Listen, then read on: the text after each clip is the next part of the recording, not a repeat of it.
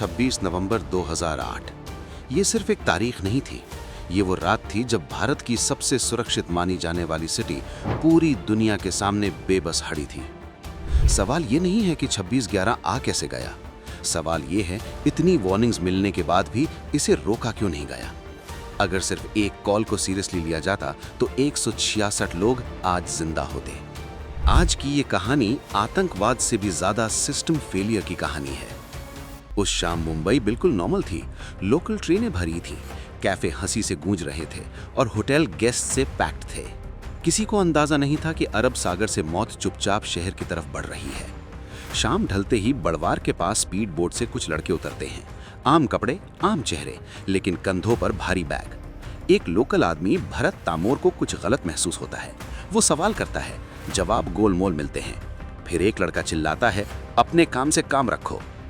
Bharat police को inform करता है, लेकिन कोई एक्शन नहीं होता।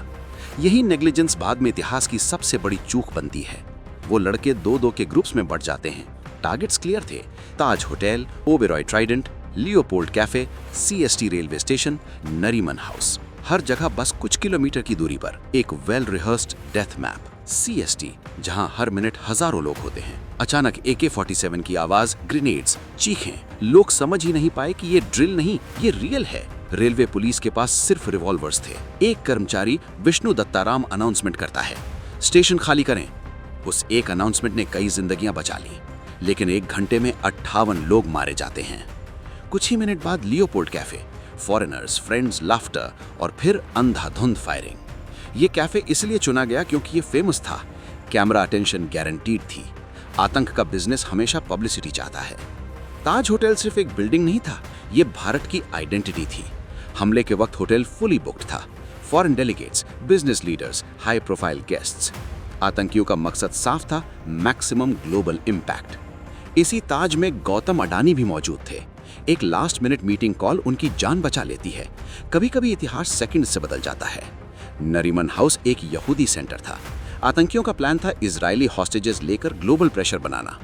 जब प्लान फेल हुआ तो फ्रस्ट्रेशन ने हत्या का रूप ले लिया।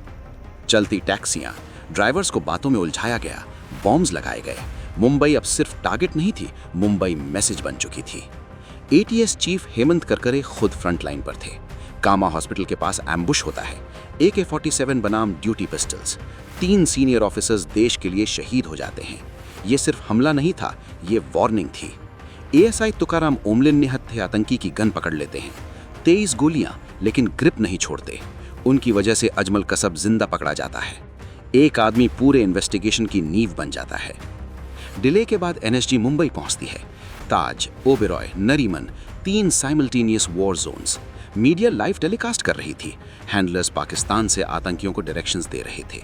ये सिर्फ ग्राउंड फाइट नहीं थी, ये इंफॉर्मेशन वॉर भी थी। Don't come up, I will handle them. ये आखिरी शब्द थे मेजर संदीप उन्नीकृष्णन के। उन्होंने अकेले 4 आतंकियों को कॉर्नर किया। देश ने एक हीरो खो दिया, लेकिन करेज का डेफिनेशन पा लिया। 29 नवंबर की सुबह ताज फाइनली सिक्योर हुआ। 10 में से 9 आतंकी मारे गए, एक जिंदा, कसब। 60 घंटे, 166 मौतें, पूरा देश बदल गया। Hafiz Saeed, David Headley, ISI support. Warnings थी, कोऑर्डिनेट्स थे, लेकिन एक्शन नहीं हुआ। 26/11 सिर्फ टेरर अटैक नहीं था, ये इंटेलिजेंस फेलियर था। NIA बनी, NSG हब्स बढ़े, सिक्योरिटी प्रोटोकॉल्स बदले। कसब को 2012 में फांसी दी गई, लेकिन जो 166 लोग गए वो कभी वापस नहीं आए। 26/11 ने हमें सिखाया, दुश्मन बाहर नहीं, अंदर के सिस्टम की गैप्स में होता है। अगर आज भी हम लेसन्स भूल गए तो इतिहास दोहराने में देर नहीं लगेगी। पार्ट 2 में 26/11 के बाद भारत ने कौन कौन सी सीक्रेट सिक्योरिटी चेंजेस किए जो पब्लिक को आज भी नहीं पता।